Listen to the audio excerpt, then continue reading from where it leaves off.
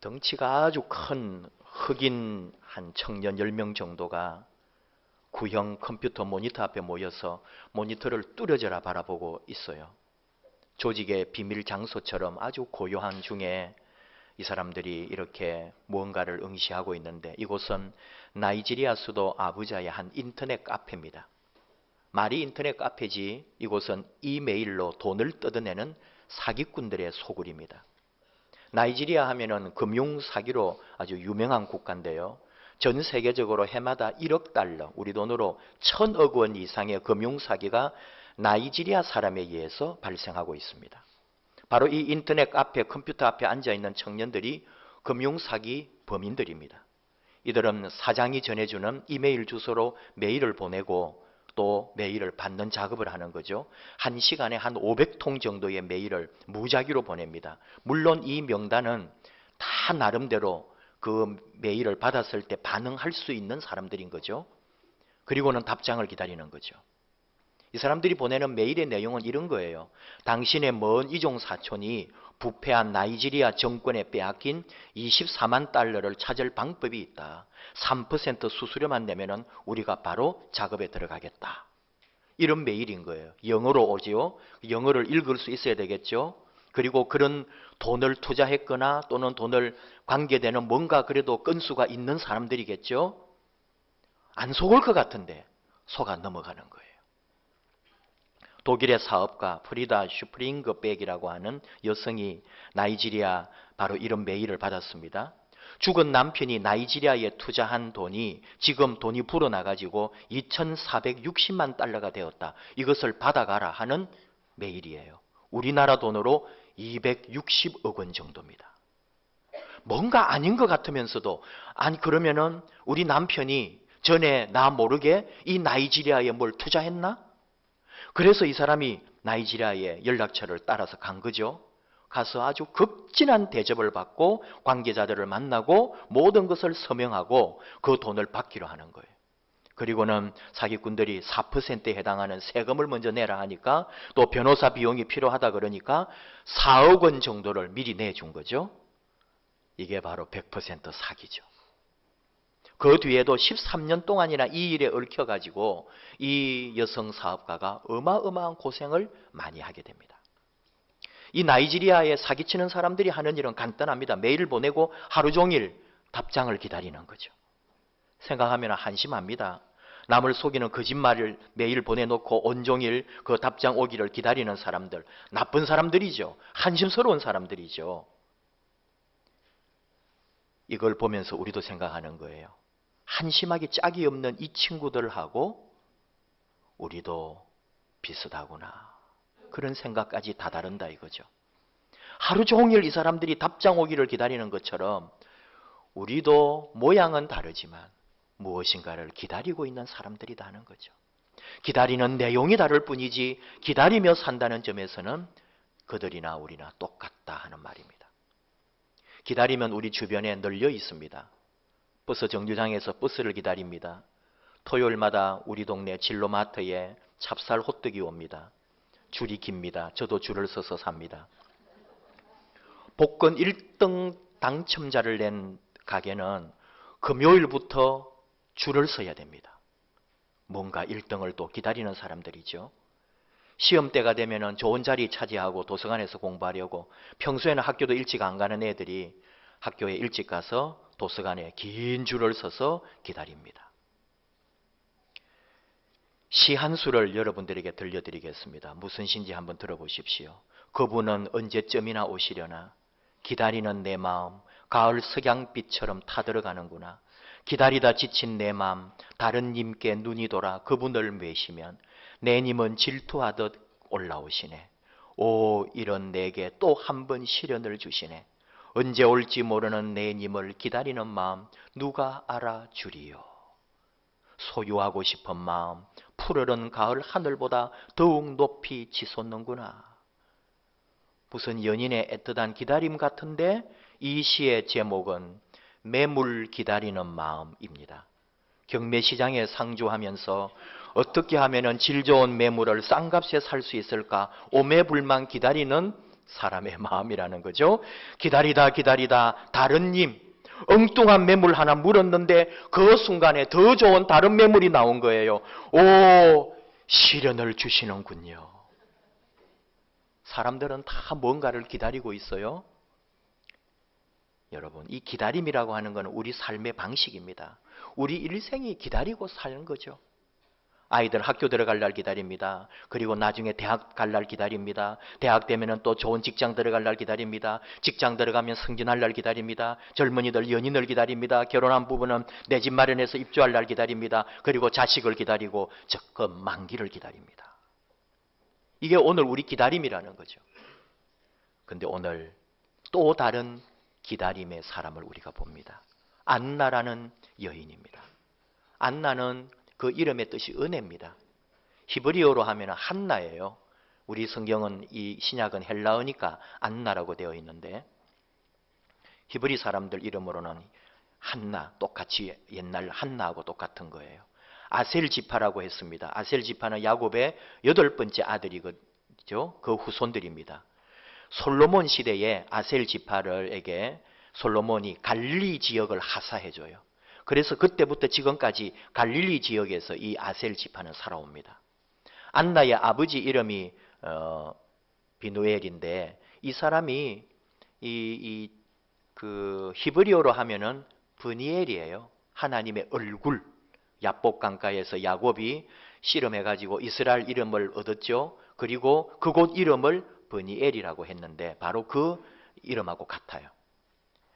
이름도 멋집니다. 그리고 아셀 지파는 미녀가 많다고 그 유대 기록에 보면 나옵니다. 그래서 왕비나 대제사장의 아내가 많이 배출된 지파가 아셀 지파다 하는 거죠. 그러니까 생각해 보면 모르긴 해도 이 안나, 오늘 나오는 이 안나도 믿음과 미모를 겸비한 여성이 아니었을까 이렇게 보는 거죠. 이렇게 생각하면 안나는 행복하게 살아야 되는 사람이거든요. 근데 현실은 정반대였죠. 결혼한 지 7년 만에 남편 죽었습니다. 당시 유대인 처녀들은 14살에 결혼을 했다고 그렇게 알려져 있으니까 이렇게 보면은 21살 정도의 혼자가 됐습니다. 안나는 남편을 잃은 뒤에 재혼하지 않고 아예 성전에 들어가 버린 거죠. 그리고 성전에서 일생을 삽니다. 늙어서 할머니가 될 때까지 성전에서 계속 산 거예요. 오늘 말씀에 37절 과부가 되고 84세가 되었더라. 현재 나이 84세. 남편과 7년 결혼 생활한 후에 남편과 사별하고 21살에 혼자 되어서 63년 동안 성전에서 기도하면서 사는 성전지기가 되었다. 그런 말이죠. 그리고 사람들은 오늘 말씀에 나오는 것처럼 선지자라고 이름을 붙여줬어요. 또 이 여자 선지자가 좀 귀하죠. 성경에서 여러분도 기억하시는 여자 선지자들이 나옵니다. 미리암, 모세 시대의 미리암, 또 사사 시대의 드보라가 있고 또 열왕기서에 홀다라고 하는 선지자가 있고 느헤미야의 노아데아라고 하는 여자 선지자가 있었어요. 이게 다 구약 성경이죠. 신약 성경에도 선지자라고 불리는 사람이 간혹 나오는데 누구냐 하면은 사도행전 21장 9절에 빌립의 내 딸을 선지자라고 말을 했어요. 그리고 지금 여기 이 안나를 선지자라고 사람들이 불러주었다는 거죠. 선지자는 이렇게 가문이 있는 게 아닙니다. 제사장은 가문대로 되잖아요. 그래서 대물림이거든요. 자식이 계속 대제사장과 제사장과 이렇게 합니다마는 선지자는 그런 상관없어요. 하나님이 세워주시고 사람들이 인정을 해야 돼요. 그러니까 선지자라고 자처하는 사람이 나오죠. 그러면 사람들이 그걸 한번 증명해 보여라. 그러면 어떤 하나님의 능력이나 계시나 또는 기적을 한번 열어보는 거죠. 그리고 사람들로부터 인정을 받고 사람들은 그때부터 이 사람을 선지자라고 부르는 거예요. 구약시대의 선지자들이 대체로 그런 유형으로 선지자가 되었습니다. 그러니까 오늘 여기 나오는 이 안나도 그때에 그 성전에 오는 사람들이 다 안나를 보고 선지자라고 불렀던 것은 그냥 생각해봐도 60여 년을 성전에서 금식하고 기도하고 그래서 그 기도가 깊어졌고 사람들에게 어떤 예언을 해주거나 또는 어떤 뭐 병의 치유나 이런 은사가 있지 않았을까 그런 생각을 좀 해보는 거죠. 철저하게 금식하고 뭐 물론 유대인들이 금식했어요. 경건한 유대인들은 월요일과 목요일에 2번 금식했고 기도는 하루에 3번 정규적으로 항상 했죠. 오전 9시, 12시, 오후 3시 역사가 요세푸스에 의하면 3번은 공식 기도였고 해질 무렵에 한 번 더 했대요. 경건한 사람들은. 근데 안나는 더 다르죠. 아예 성전에서 살면서 성전에서 금식하고 기도하고 살아가는 여자였다 하는 거예요. 뭐 대단한 기적을 일으킨 것은 모르겠습니다. 그러나 그 사람 살아가는 삶 자체가 사람들에게 존경을 받지 않겠어요? 뭔가 좀 경건하고 거룩하고 성결하게 살아가는 여인. 오랜 세월을 성전에 가면은 항상 보이는 저 노인. 그렇게 이제 생각을 한 거죠. 이 안나가 긴 세월 동안에 금식하며 기도한 제목은 오직 한 가지였습니다. 하나님, 이 나라를 위하여, 이 불쌍한 민족을 위하여 약속한 메시아를 보내주십시오. 이게 이분의 기도였죠. 우리는 그래도 안나를 생각해 보면 여러분, 금식하고 기도하고 항상 교회에 와서 생활하고 그런 분이 떠오를 수도 있잖아요. 어린 시절 교회 생활할 때 우리 교회도 한 10여 년 전에 항상 밤마다 기도하는 우리 어르신들과 권사님들이 계셨거든요. 우리는 우리 나름대로 이런 오랫동안 교회 중심으로 교회에서 생활하고 교회에서 기도하고 늘 금식하면서 믿음으로 사시는 분들이 좀 익숙하기도 하고 실제로 지금도 교회에 그런 분들이 있을 수 있어요. 다른 교회 가보면은 매일 밤 철야하시는 분들도 있고 늘 교회 와서 교회를 청소하고 기도하시는 분들도 있단 말이죠. 그런데 세상 사람의 눈으로 볼 때 또 교회를 안 다니거나 믿음이 없는 사람이 볼 때는 이런 사람을 보면은 참 경건하십니다. 참 거룩하십니다.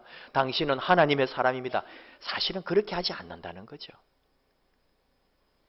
할 일이 없어가지고 저 교회에 붙어가지고 나이 들어가지고 정말 쓰잘데기 없는 짓 하고 있는 것으로 보는 사람도 사실은 있다는 거죠.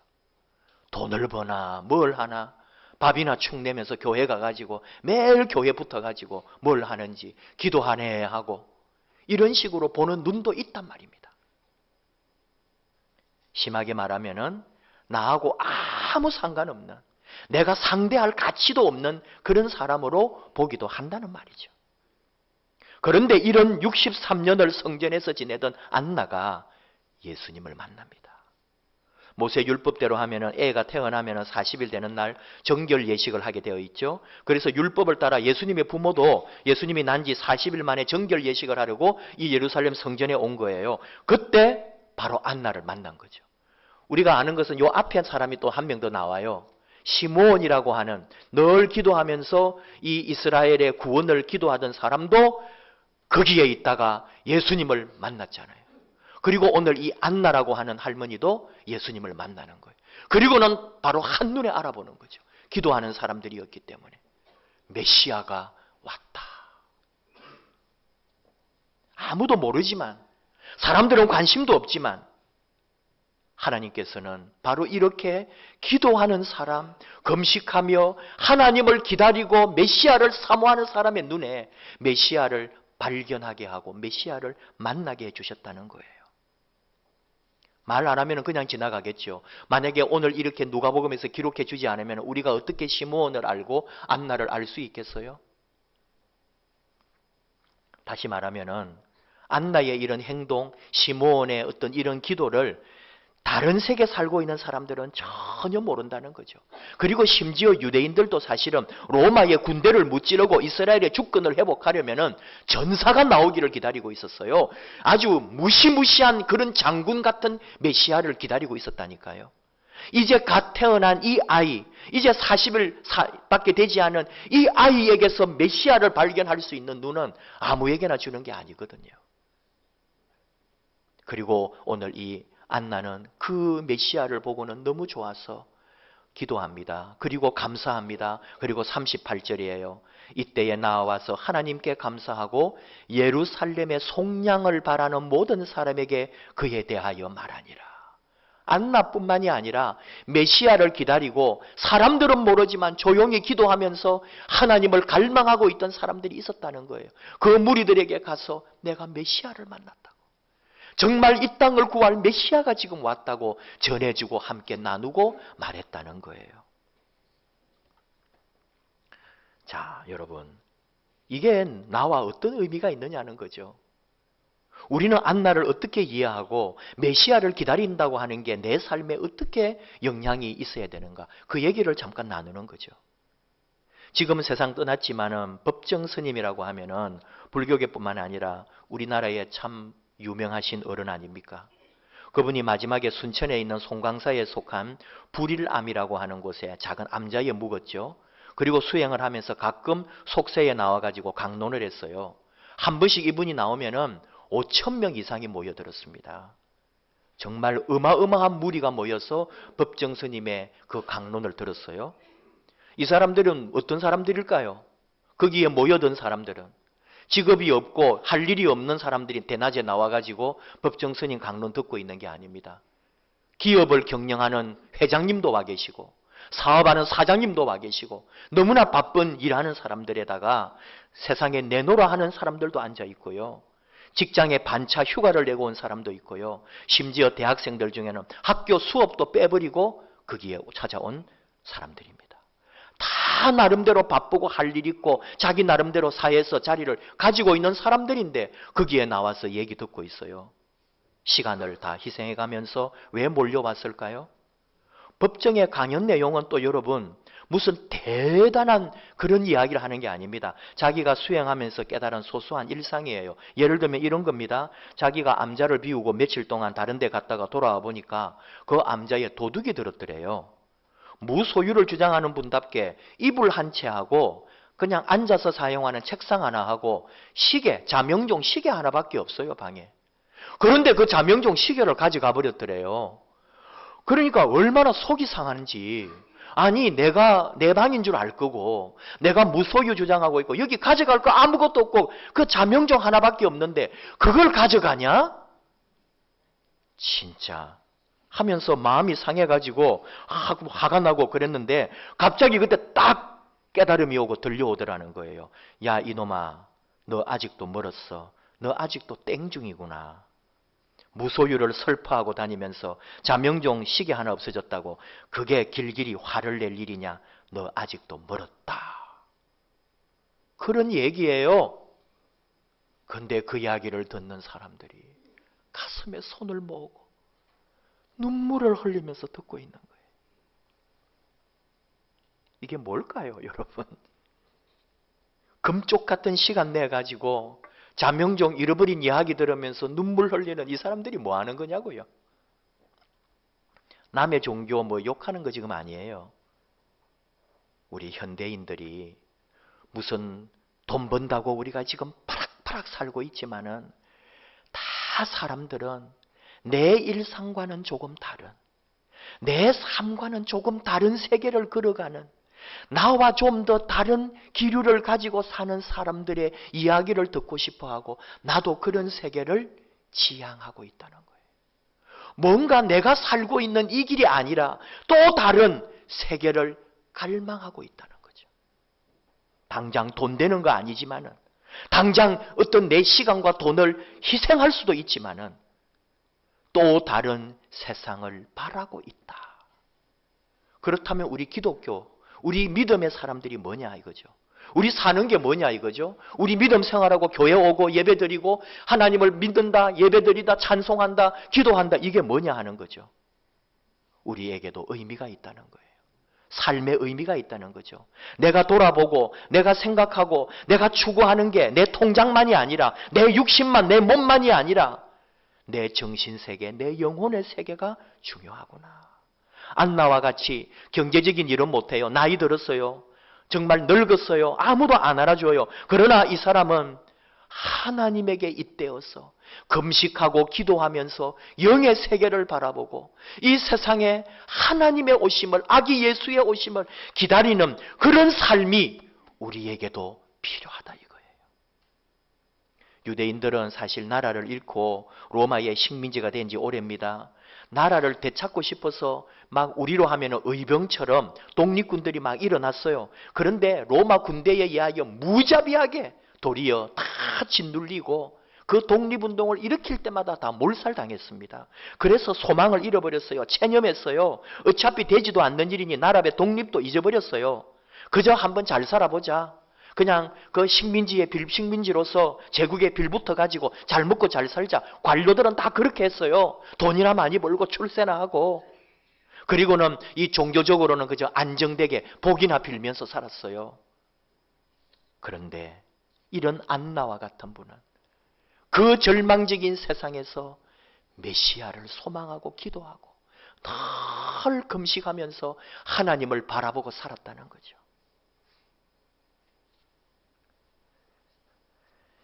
이것이 필요합니다. 대림절입니다. 우리 말로는 대림절이라 해놓고 아기 예수를 기다리고 있을까요? 한 달 정도만이라도 한 해를 돌아보면서 내가 돈과 이 세상의 성공을 위하여 달려온 길을 잠깐 내려놓고 보이지 않는 하나님의 삶을, 영의 길을, 예수 그리스도를 기다리는 심령으로 내 삶을 잠깐 바꾸어 보라는 이 대림절의 뜻을 내 속에 한번 간직을 하고 있나요? 정신없이 달려왔습니다. 뭘 위해서 살아왔는지도 모르겠습니다. 이맘때쯤이면 꼭 얘기하는 고도를 기다리며 연극을 말하지 않을 수가 없어요. 세뮤얼 베케트의 원작 희곡 고도를 기다리며. 연극은 너무 단순하죠. 블라드미러하고 노스트라공 두 사람이 나옵니다. 나무 그늘 아래 앉아가지고 하루 종일 뭘 기다리죠. 그러다가 한 명이 말해요. 그만 가자. 안 돼. 고도를 기다려야지. 아, 고도를 기다렸었지. 그래가지고 또 앉아 있어요. 그러다가 또 물어봅니다. 근데 고도가 누구지? 나도 몰라. 그리고는 또 기다리는 거예요. 이게 노벨상을 받았어요. 여러분, 이게 뭘까요? 오늘 우리 현대인들 말하고 있는 거거든요. 산다고 살아요. 열심히 살고 있어요. 막 목숨 걸고 지금까지 달려왔어요. 근데 뭐 때문에 사는지를 몰라요. 내가 뭘 바라보고 살았는지, 내가 뭘 따라왔는지 그냥 가만 똑같은 거예요. 사실은 열심히 산 줄 알았는데 아무것도 없어요. 자기만의 고도, 자기만의 세계에 빠져서 그냥 멍하게 살고 있는 거죠. 원초적인 이유를 모르는 거죠. 정말 내가 애쓰고 있는 내 삶에 진짜 갈망하고 내 삶에 정말 생명같이 붙잡아야 될 게 뭔지를 모르고 우리가 달려가고 있었던 거죠. 그렇다면 오늘 안나가 우리에게 무슨 의미일까? 기다리는 대상이 뭔지도 모르고 그저 달려온 이 세상에서 일시적인 게 아니라 영원하신 하나님을 향한 기다림. 내 존재, 내 인생의 궁극적 관점, 내 삶을 책임지는 그분을 향한 기다림. 그 기다림으로 내 삶을 잠깐 선회하라는 거예요. 우리는 잠깐 즐거운 거, 얼마 지나지 않으면 밋밋한 거, 거기에 목을 맬 때가 참 많습니다. 그런데 정말 나를 온전한 존재로 만들어주실 예수 그리스도를 기다리고 있는가? 안나는 오늘 우리에게 내가 정말 기다려야 할 분이 누구인지를 가르쳐주고 있습니다. 바쁘다고, 힘들다고, 그저 세상 살기에 분잡한 우리들에게 생각하지도 못했고 잠시 접어두었던 그분 예수 그리스도에게로 너의 눈을 다시 돌려라. 마치 나와 관계없고 나의 기다림과는 아무 연결되지 않은 것 같은 그 하나님에게 다시 너의 마음을 돌이켜라. 이 교훈이 하나님께서 대림절에 주시는 교훈입니다. 저와 여러분, 대림절 세 번째 주일입니다. 우리 할 일이 뭘까요? 안나처럼 좀 차원이 다른 기다림, 좀 더 다른 세계를 목말라 하는 영적 갈증, 아기 예수님을 묵상하고 내 삶의 주인이신 하나님을 더 간절히 사모하면서 그분과 함께 하기를 원하는 내 마음, 이것이 오늘 대림절 세 번째 주일에 맞는 우리의 마음이요, 하나님이 우리에게 요구하십니다. 정말로 내 삶을 바꾸는 것은 내가 잠깐 외면했던 그 기다림, 예수님, 하나님, 그분의 사랑, 내 삶의 전부이신 예수 그리스도를 다시 한번 기다리고 기대하고 그분을 사모하는 것이 반드시 우리를 다시 살려낼 것입니다. 나를 새롭게 할 것입니다. 나를 살아있게 할 것입니다. 기도하십시다. 하나님 아버지, 감사합니다. 잠깐 잊어버렸던 주님, 잠깐 내 관심의 영역에서 멀어졌던 하나님, 내 인생에서 더 소중했던 영적인 이 갈망과 갈증들이 대림절 우리 아기 예수님을 기다리면서 다시 내가 회복해야 할 믿음인 것을 압니다. 아무도 몰라주었지만 메시아를 기다리며 성전에서 금식하며 기도했던 안나에게 메시아가 찾아왔던 것처럼 말없이 기도하고 내 삶을 돌아보고 오시는 예수님, 아기 예수님을 기다리며 내 삶에 하나님의 찾아오심, 우리 하나님의 임재하심을 갈망하는 우리들에게 하나님의 놀라운 응답과 하나님의 새로운 삶의 길을 우리에게 열어 주시옵소서. 정신없이 살아왔습니다. 돌아보니 너무 무의미하고 내가 무엇을 위해 살았는지 허무할 때가 더 많습니다.